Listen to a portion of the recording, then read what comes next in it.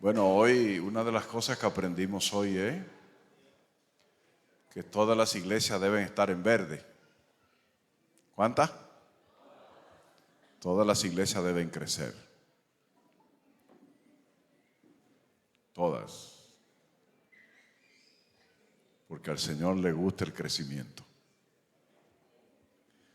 Y vimos uno de los secretos para crecer. La participación ¿de quiénes? De todos. ¿Puede virar la computadora para acá? Voy a hacer un resumen de la última parte, porque algunos ya tienen hambre, incluyéndome a mí. Y entonces cuando el que está hablando tiene hambre, las cosas se hacen rápido. Yo le iba a hablar de esta realidad o mitos que hay en la iglesia. Y voy a pasarlo rápido y resumir y voy a ir a la última parte. En la Biblia hay 3 ejemplos que nunca debemos olvidar. El de Acán, el de Caín y el de Ananí y Zafira. Cuando usted mire esos 3 ejemplos en la Biblia, Acán se llevó los diezmos para la casa. ¿Saben cómo terminó? Caín dio de mala gana. Y Ananí y Zafira trataron de engañar al Espíritu Santo, presentando.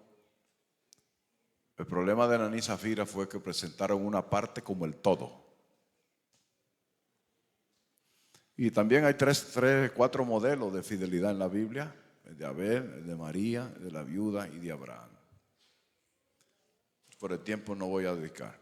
Pero hay algunas verdades en la Biblia que nosotros debemos conocer. Esta es una de ellas. Se me mostró que muchos de nuestros hermanos estaban robando al Señor los diezmos y las ofrendas. Muchos. Me fue mostrado según el cual muchos adventistas del 7º día estaban robando al Señor los diezmos y las ofrendas. Muchos. Son muchos los que solo dan una parte de los diezmos que pertenece al Señor. En los libros de la iglesia hay una cantidad de nombres. Y si estas personas fueron fieles, hubiese recurso en la iglesia. Son algunas verdades. Muchos viven una vida de avaricia, robando a Dios los diezmos y las ofrendas. Muchos. Entonces, uno de los secretos para crecer son los que dicen esta declaración. Nadie debe quedar excluido de pagar sus diezmos y sus ofrendas al Señor. A cada miembro de la iglesia debe enseñársele a ser fiel a Dios honradamente en el diezmo. Cada miembro, aún los nuevos bautizados. La generosidad se requiere de todos. Y la palabra todos siempre va a aparecer. La iglesia viene bregando con este todo desde 1859, todos. Y la dadivosidad se requiere de los encumbrados, de los humildes, de los ricos de la iglesia, de los pobres, de los jóvenes, de los ancianos y de los niños. Y de esa declaración nosotros encontramos el grupo número 7. Todos los miembros de la iglesia.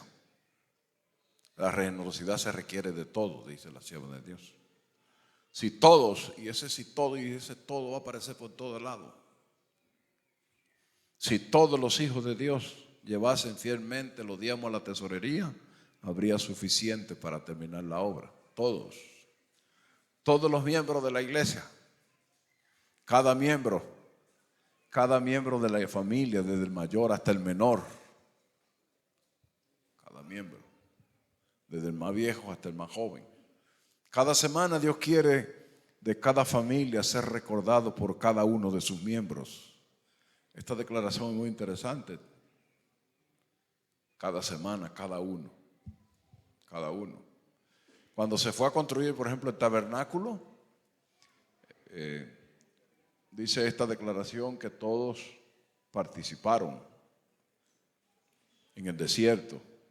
Los ancianos, los jóvenes, los adultos, las mujeres, los niños, todos participaron en el desierto. Dejemos que los jóvenes, las señoritas y las niñas que no son dueños de propiedades también participen en el plan de dadivosidad. Así que siempre va a aparecer el todo, que son 7 grupos de miembros que hay en la iglesia. Todos. Ese es el secreto de crecimiento, la participación total de los miembros. Cuando usted estudia en 1 Corintios, la iglesia de Macedonia, dice la Biblia que aunque eran pobres, todos daban con generosidad. La generosidad no se mide por la cantidad. Todos participaban. Aunque vivían en una profunda pobreza, dice la Biblia, participaban todos. Cuando la iglesia adventista comenzó su desarrollo, este cuadrito es muy importante porque se le pedía a todos los hermanos que dieran una parte específica. Todos. Esos fueron los primeros diezmadores en la iglesia adventista. Se le pedía una cantidad. Y el primer congreso que se hizo de mayordomía en Estados Unidos se hizo del 3 al 6 de junio de 1859. Se convocaron a todos los hermanos adventistas de Estados Unidos de esa época y ahí se llegó a un acuerdo muy importante. La asistencia fue extraordinaria y se tomó un voto. Estamos hablando de 1859. Todavía ahí el sistema de diezmo en la iglesia no se había establecido. Y miren ese voto que tomó la iglesia. Bueno, todos los delegados en Estados Unidos, del este, del oeste, del norte y del sur de Estados Unidos, se reunieron en Battle Creek y ahí tomaron ese voto. Y cuando yo encontré ese voto, que fue el primer voto que se tomó en una reunión cuando se habló de mayordomía, en el primer congreso de mayordomía que hizo la iglesia adventista, y el voto decía así. ¿Cómo decía el voto? Que todos. ¿Y qué todos? Todos. Que todos los miembros de la iglesia traigan ofrendas semanales, proporcionar a sus entradas y de todos los que poseen. Noten que la palabra diezmo no está ahí. Porque cuando la iglesia comenzó no se recogía diezmo. Solo ofrendas. Pero ¿qué es lo que me llama de ese voto de 1859? La palabra ¿qué? Todos. Es una palabra que aparece en la Biblia desde Génesis hasta el Apocalipsis. Todos. Es interesante que en 1861, 2 años después, Elena White dijo, dejemos que los jóvenes, las señoritas y las niñas que no son dueños de propiedades también participen en el plan de la benevolencia sistemática. Todavía no existía el diezmo. 1861. Fue en el 1861 que Elena White dijo, a Dios le agrada este plan, el plan de la dadivosidad. Fue en el 1861 que ella escribió, ningún miembro de la iglesia debiera robar a Dios los diezmos y las ofrendas. 1800. Y fue en el 1861 que ella dijo, el sistema del diezmo se funda en un principio que es tan duradero como la ley de Dios. 1861. Dejemos que los jóvenes, las señoritas y las niñas participen. Y la iglesia tomó estas decisiones. Cada iglesia debe escoger a una persona para que anotar los nombres de aquellos que participen en el plan. Fue en el 1905 que se hizo el primer sobre de diezmo. A lo que le gusta la historia. 1905. Jaime Juan recomendó que cada iglesia guardara por lo menos $5 para ayudar a los predicadores visitantes. En el 1905 se votó la creación de un libro para la tesorería. el primer libro de remesa. En 1905, debido a la poca participación de los miembros, miren desde cuándo venimos bregando con esto de la participación. En el 1905, debido a la poca participación de los miembros, en el presidente mundial de la iglesia, el pastor Daniels, escribió una carta pidiendo a todos los miembros participar en el plan de la benevolencia sistemática. ¿Cuándo fue eso? Y el primer presidente de la iglesia, preocupado por la participación, dijo: no, vamos a mandar una carta a cada iglesia para que dejen que todos los miembros participen. De paso, yo no tengo aquí en el seminario, pero sí está en mi libro, la respuesta de lo que pasó. Cuando cada iglesia, que no eran muchas, recibieron la carta y la leyeron, los hermanos se comprometieron en participar, y la abundancia de recursos fue tan buena que dice la historia de la iglesia adventista que el presidente dijo: este tema tenemos que estudiarlo más al paso, y se hizo un congreso de 5 personas que se nombraron para estudiar este tema de diezmo. Y entonces la iglesia desde ese entonces, de 1859 a 69, el plan se llamaba Plan de Promociones Múltiples. Aquí están los 3 planes de mayordomía que ha tenido la iglesia a través de la historia.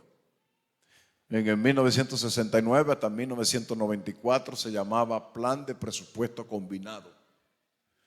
Y desde el 94 hasta la fecha se llama Plan de Ofrenda Global. Las ofrendas que se comparten con la Asociación General. ¿Cuáles son las razones de la escasez de dinero en la iglesia? Bueno, vamos a encontrarlo aquí.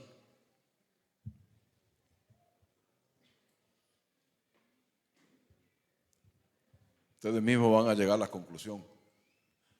Las razones de la escasez de dinero en la iglesia. Nosotros hemos estudiado esta cita muchas veces. La hemos analizado, la hemos estudiado. ¿Cómo dice? La mayor parte de los que profesan ser cristianos se separan de sus recursos de muy mala gana.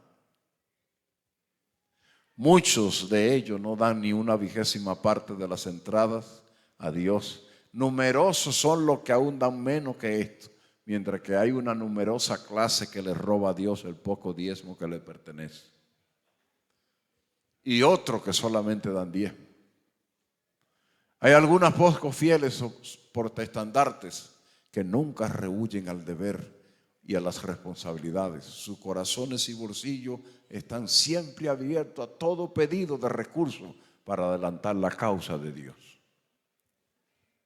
Algunos siempre están listos para sobrepasar su deber, temerosos de perder la oportunidad de invertir su porción en el banco del cielo.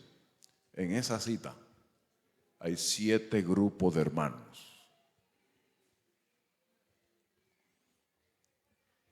Y yo voy a invitarle hoy a que participen. Yo creo que tengo mi tarjeta aquí. Yo quiero unirlo a todos ustedes hoy como líderes en un solo grupo. ¿Puede conseguirlo en la tarjeta, Pastor Eddie, por ahí?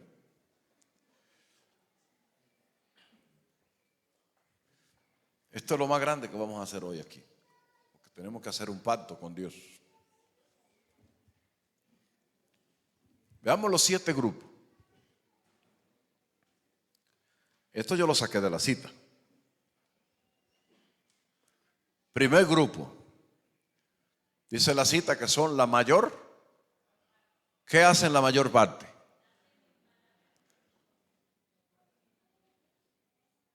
Si son 100, ¿cuál es la mayor parte de 100? 51. La mayor parte. El otro grupo dice que son ¿cuántos? Muchos. ¿Qué hacen esos muchos en la iglesia? no da ni una 1/20 parte. El tercer grupo, ¿cuáles son? Numerosos. ¿Qué hacen esto? Da aún menos que estos, que los anteriores. El cuarto grupo, ¿qué dice? ¿Cuántos son? Numerosas clases. ¿Qué hacen esto? Roban el poco diezmo de Dios. Y otros que solo dan ¿qué? Entonces alguien coja una calculadora y súmeme la mayor parte. ¿Cuántos son la mayor parte?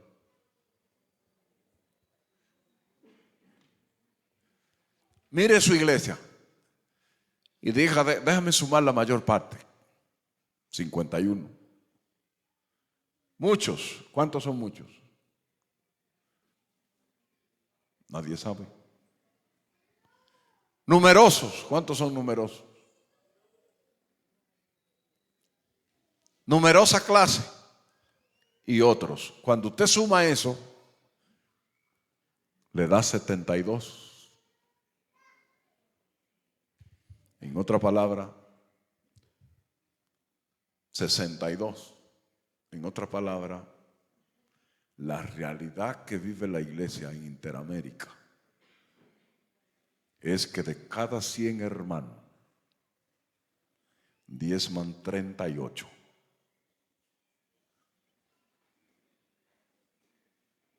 ¿Puede una iglesia que tiene 100 miembros, que solo diezman 38, crecer? ¿Cuál es el consejo que Dios nos ha dado en este día? ¿La participación de quién? De todos los miembros. Por la gracia de Dios ya la unión de nosotros está en 70%. Y la meta es llevarlo por lo menos a 95 o a 100. Que si una iglesia tiene 80 miembros, los 80 diezmen y ofrendan.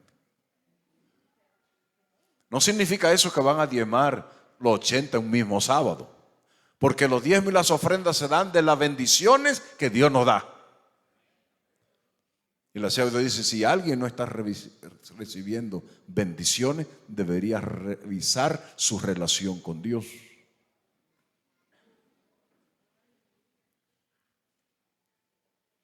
Pero dentro de la cita, no sé si ustedes notaron que hay 2 grupos. ¿Cuántos? Además de estos 5.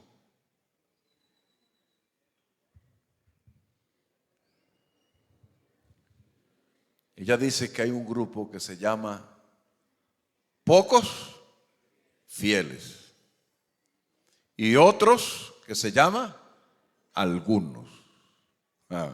¿Cuál es el problema de estos 2 grupos? Que son pocos. Y el otro que son algunos. ¿Qué hacen los pocos fieles? Que es ahí donde quiero que en esta mañana usted diga y se comprometa con Dios, yo quiero ser de ese grupo. ¿Qué hacen los pocos fieles? Que nunca rehuyen al deber y a las responsabilidades. Sus corazones y bolsillos siempre están abiertos a todo pedido de recursos para la causa de Dios. ¿Cuántos son esos? Pocos fieles. Por eso es que al reino de los cielos solo entrarán los fieles. Y por eso Jesús siempre decía, ser fiel hasta la muerte. Algunos siempre están listos a sobrepasar su deber, temerosos de perder la oportunidad de invertir su porción en el banco de ¿quién? Del cielo. Pocos fieles. ¿Ustedes quieren comer? ¿Quieren comer ya? Sí, hasta yo. Pero este congreso no puede terminar esta reunión si no hacemos un pacto. Porque después nos vamos a ir y todos van a decir, Qué bonito habla ese pastor. Qué tremenda reunión. Pero tiene que ocurrir algo esta mañana en tu vida y luego en la vida de tu iglesia.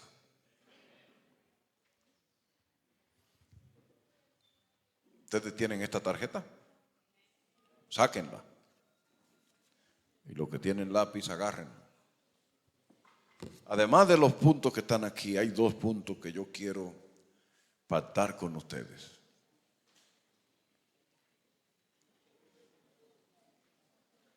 Yo vi el informe que dio el tesorero. Como yo fui administrador por 12 años, yo leo así, solo ver los números y ya yo sé cómo está todo. Solo de mirarlo.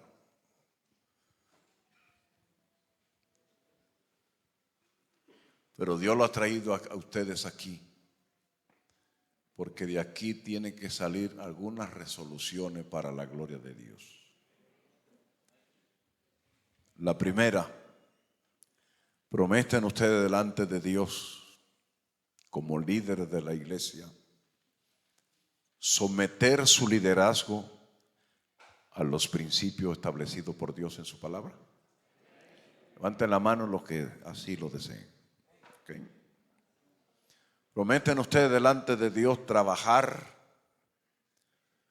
para que la iglesia en su totalidad participe en el plan de la dadivosidad sistemática. El Señor les bendiga. Prometen ustedes como Josué decir: mi casa y yo serviremos a Jehová.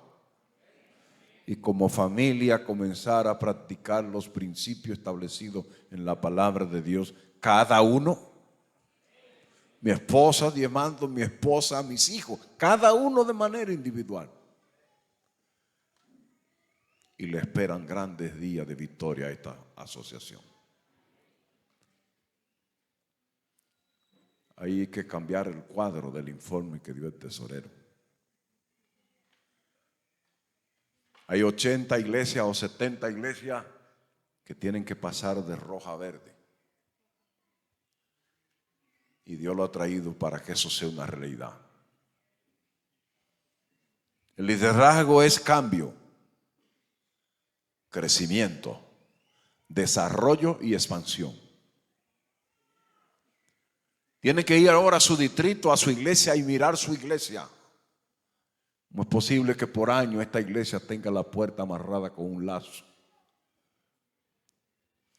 ¿Cómo es posible que esta iglesia tenga la calzada de entrar a la iglesia rota?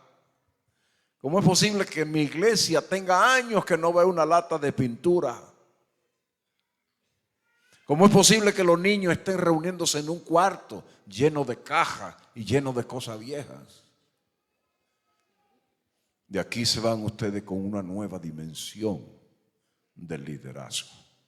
Los líderes hacen que las cosas cambien. ¿Se recuerdan cuando Napoleón llegó a Francia?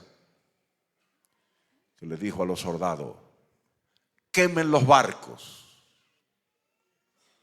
Y su general de Napoleón le dijo: mi general, si tenemos que salir huyendo y quemamos los barcos, ¿en qué nos vamos? He dicho: quemen los barcos. Y puso a todos los soldados a ver cómo los barcos se quemaban encima del agua. Y luego que los barcos se quemaron, le dijo: tenemos 2 caminos, o que nos maten a todos o vencer. ¿Qué dice la historia que pasó? Vencieron. Solo tenemos 2 caminos: crecer o seguir como estamos. Hay que crecer para la gloria de Dios. Pidámosle sabiduría al Espíritu Santo que nos dé esa visión de crecimiento. Y con eso en mente, quiero que leamos esto que vamos a pactar. Si usted está de acuerdo, lo marca, o si no, no lo marque. Dedicar los primeros momentos de cada día para comunicarme con el Señor a través de la oración, del estudio de la Biblia y el espíritu de profecía, y hacer el culto familiar en mi casa. ¿Quiere hacer esas 3 cosas? Márquelo con una X.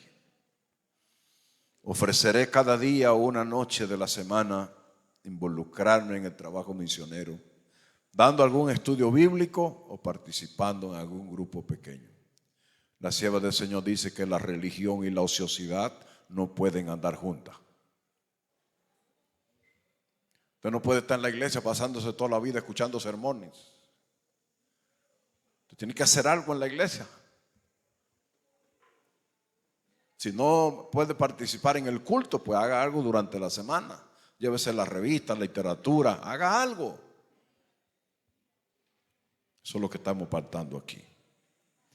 Desarrollar un estilo de vida saludable, reconociendo que mi vida, mi cuerpo es templo del Espíritu Santo, para que more en mí el Espíritu de Dios. Cuando el Espíritu Santo mora en mi vida, entonces yo soy obediente y fiel a Dios. Si no, pregúntele a Saúl. Saúl dijo: Dios no me responde. Voy a ir donde una bruja para que me conteste. Pero la Juan dice que ya el Espíritu de Jehová había abandonado a Saúl. Y mire a Sansón, ¿se recuerdan? Cuando Dalila. ¿Dónde era que estaba la fuerza de Sansón? No era en el pelo como nosotros decimos.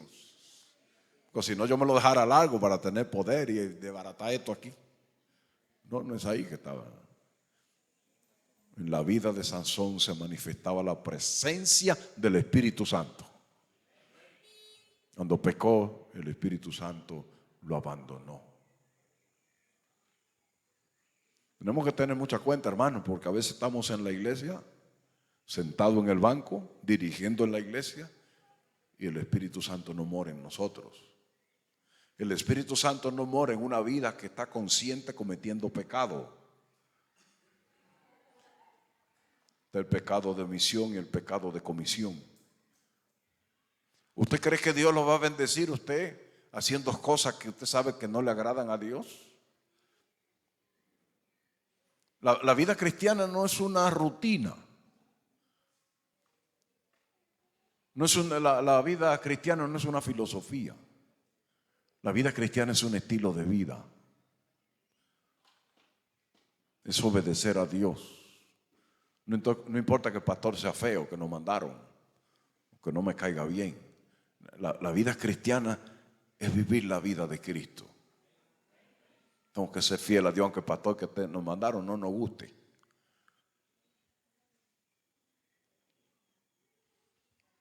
Mejorar, guardar el sábado, como dice la Biblia, en comunión con Dios, no involucrándome en actividades que no son apropiadas. El sábado es del Señor, no de Morfeo. Algunos salen del templo a las 12, a la 1 y se acuestan a dormir hasta las 6.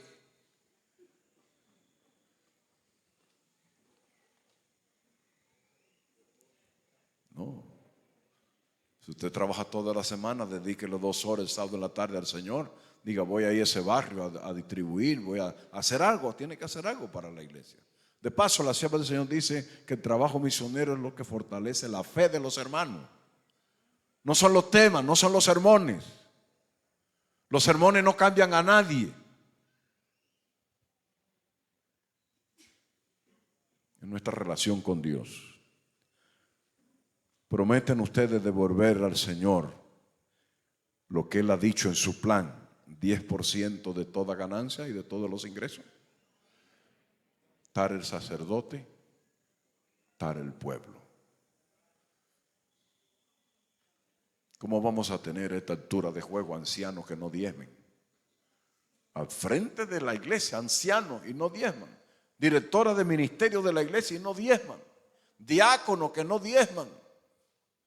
Pero ¿cómo es posible eso? Y nos comprometemos a devolver una ofrenda,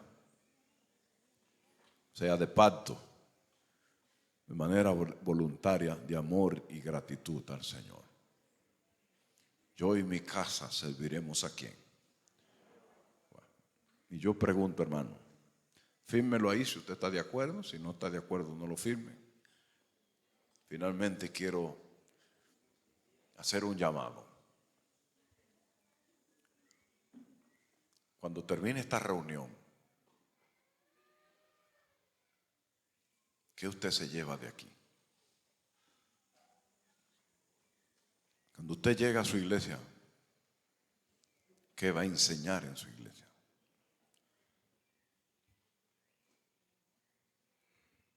Cuando usted se vaya de aquí, tiene que responder la pregunta: ¿en qué esta reunión me va a ayudar en mi vida cristiana? Y a mi familia, y a mis hijos. ¿Qué Dios me ha dicho en esta mañana? ¿Qué es lo que Dios quiere enseñarme en esta mañana? Y quiero comenzar preguntándole a los pastores que están aquí. Puede ser que haya algunos aquí dentro, otros estén por ahí, pero a los que están aquí, ¿creen ustedes, pastores, que Dios puede hacer algo grande en tu distrito? ¿Dónde están los pastores? ¿Están aquí? Pueden venir aquí conmigo los pastores.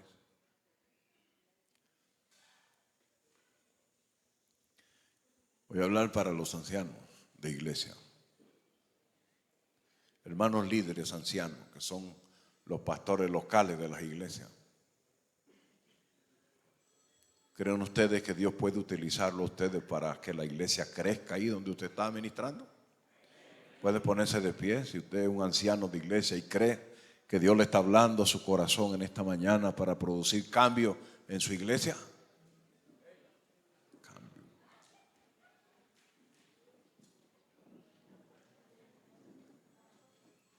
Cambio. No siempre el pastor puede estar en la iglesia. Tiene muchas. Pasa a veces corriendo y le deja un anuncio y materiales. Pero usted está ahí. Pídale a Dios que le dé esa visión de crecimiento como anciano. Esa visión de águila para ver donde no hay. Esa visión de mejorar la iglesia para la gloria de Dios.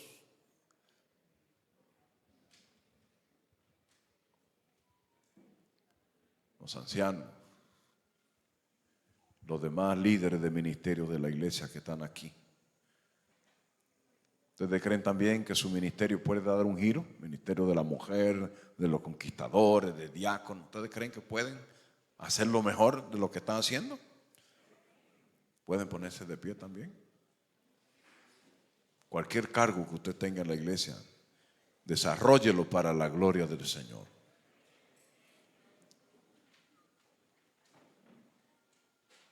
Líderes.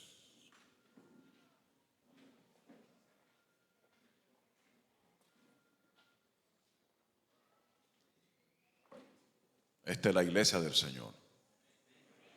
Cuando trabajamos para Él, Él trabaja para nosotros. Y si somos fieles a sus instrucciones, Él va a bendecir. Él lo prometió. Y donde quiera que la iglesia siga lo que Dios dice, hay crecimiento. Quiero agradecer a los pastores por subir aquí. Y a los líderes por estar ahí. No lo mando a pasar porque no cabemos aquí. Pero hoy, hace 13 años, que nosotros tuvimos una reunión de 1,500 ancianos para presentarles lo mismo que yo le presenté hoy. Y los ancianos se comprometieron en cambiar la historia de la iglesia. Y hoy tenemos una unión fuerte, sólida. Pero no es por los pastores nada más. Los ancianos dijeron, vamos a echar la obra de Dios hacia adelante.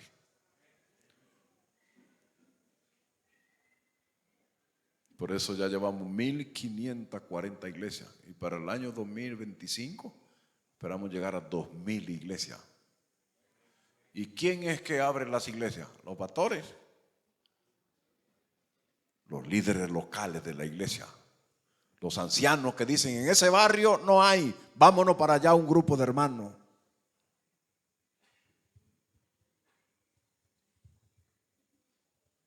Cuando el pastor venga a enterarse es porque ya estamos listos para una campaña. visión de crecimiento. Yo sé que esta misión no será igual después de hoy.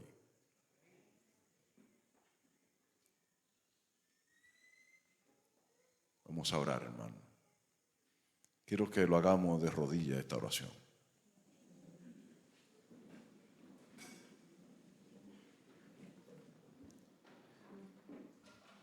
Pueden agarrarse de la mano, los pastores. Ustedes se agarran de mí y de ahí todos nos agarramos. Pues vengan ustedes dos para acá, Bonilla. Sí. Y queremos que la foto. ¿Dónde está la fotógrafa? Me fue la fotógrafa. Ah, está aquí. Esta es una foto histórica, hermano. Nuestro Dios y nuestro Padre, con gratitud venimos ante tu presencia para darte las gracias por esta preciosa reunión. Porque tu Espíritu Santo ha inquietado nuestros pensamientos, nuestras mentes, y nos lleva a un terreno que nunca hemos visto.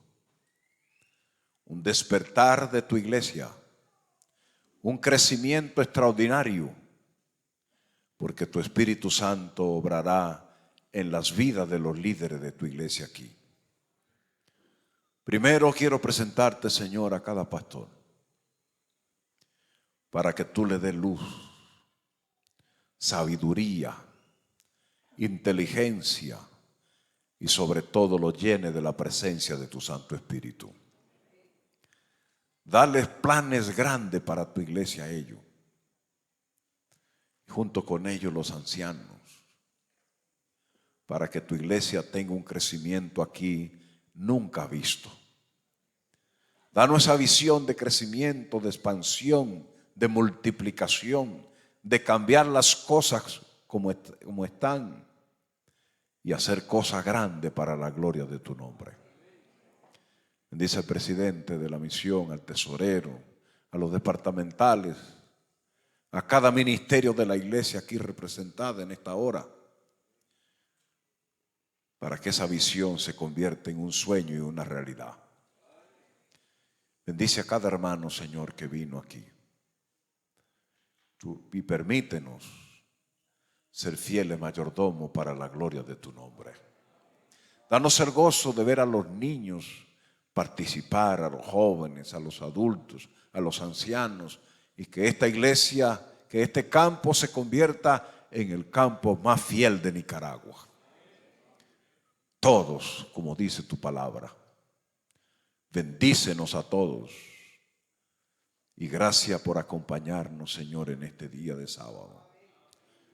Y bendice tu iglesia en esta región. Y perdónanos si hemos fallado en algo, Señor. No nos tome en cuenta nuestra dejadez, nuestro pecado. Te prometemos que de ahora en adelante, al firmar este pacto, vamos a ser diferentes. En el nombre de Jesús. Amén.